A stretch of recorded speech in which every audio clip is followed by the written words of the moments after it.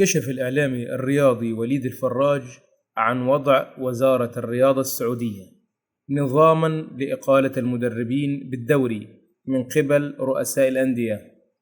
وأفاد الفراج عبر برنامجه أكشن مع وليد المذاع على قناة MBC أكشن بأن هناك ناديين بدوري روشن للمحترفين يضغطون على وزارة الرياضة السعودية لقبول إقالة المدربين.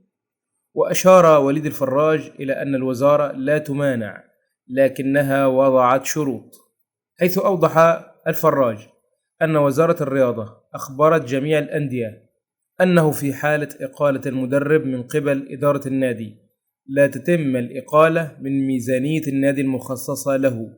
وأضاف الفراج أنه في حالة الإقالة يتم إنهاء الأمر من النادي بإحضار ورقة مخالصة مع المدرب وليس جدولة، لعدم وجود فوضى وتعرض الأندية للدخول في ديون أخرى.